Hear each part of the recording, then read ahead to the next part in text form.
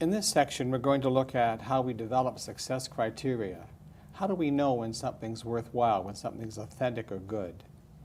We're going to take a look at a website, and the students are going to take a look at that critically and creatively. What do they like? What will they change? What might affect them differently? In looking at your success criteria for this, what were some of the things you thought about? Did you come to a consensus about what makes an effective website? We first developed a success criteria as in our table groups. So that way when we have a lot of points to share, then we can all get them across and put it on a paper or something. And then later when we go as a group, then we can share our similarities and differences. Once you had your success criteria then, what was the project you were going to look at? We're going to evaluate a new website that's not even official yet. And we're going to give our input to the editor saying what we like about it and what we think should be changed. So this is a real life situation. How did it work out?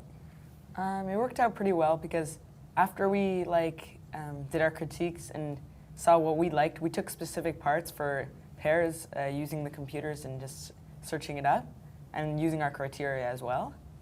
The editor actually responded to the letters we gave and our opinions, so it did matter, and it was a real application of the... I want now to see a clip of this actual event you engaged in with a real publisher. Let's watch. What I'm going to ask you to do this morning in your table groups is you'll each get a chart paper.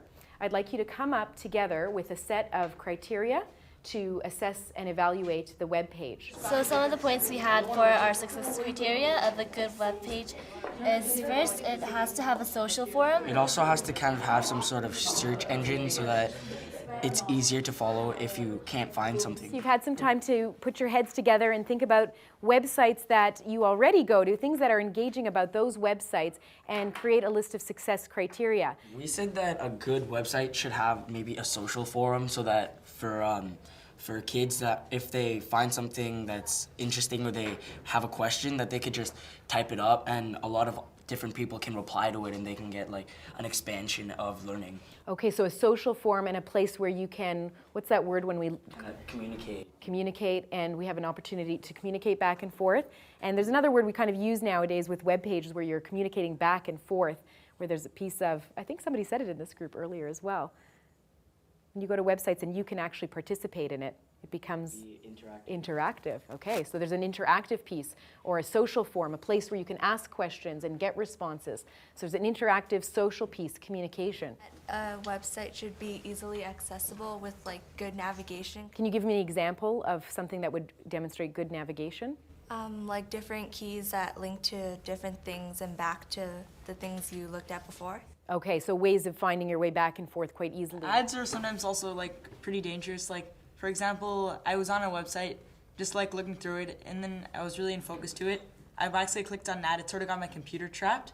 A lot of times when things say to support a certain thing, even if it's for a good cause, maybe cancer or saving some sort of animal, a lot of times it's just a scam. I think that ads, they do make the readers or the audience be distracted from the main message of the whole web page.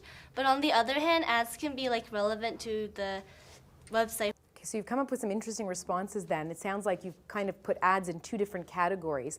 So does this group want to redefine what your idea for ads is, if you'd like to include it in there? Do you want to be more specific about the ads that you feel are important in an effective web page? I think that ads are sometimes important. It depends on what type of topic they're trying to pull you towards. It can so if you want to say ads that are more on topic, not dragging you away from it, but getting you even more into it. Okay, is there a word we can use to kind of sum up on top of it? I think that was the wording you used. What kind of ads are they? And maybe we can even refer to our anchor chart. That might help out as well. How can we help Dan redefine this? Relevant ads. Okay. So they're they relate to what the website is trying to say, and they're not trying to lead you to spam or whatever. We had an interesting discussion after Evan brought up ads. You went back and forth with your thoughts. Did anybody's thinking change after hearing the discussion? Have you altered your thinking about ads? Well, for me, it changed my thinking a little bit because, now I just think, okay, if the ads are relevant to the website I'm on, then they're pretty useful. But if they're not, then I still think they're annoying.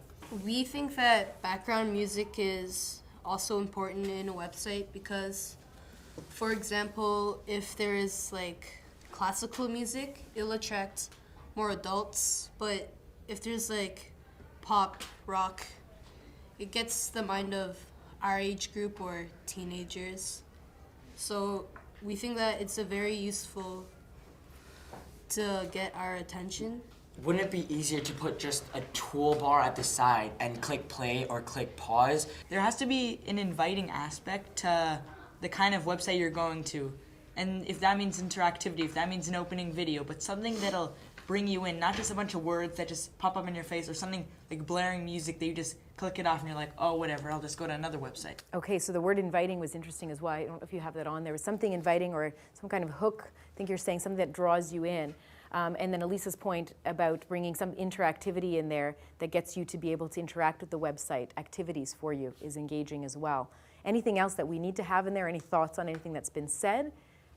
And your ideas may change as you and your partners are going through the website. Your criteria may change. There may be things that you find on that website that make you say, aha, oh, that's an important piece. That's an important criteria that I should be judging this website. So you may find that it changes as you go along.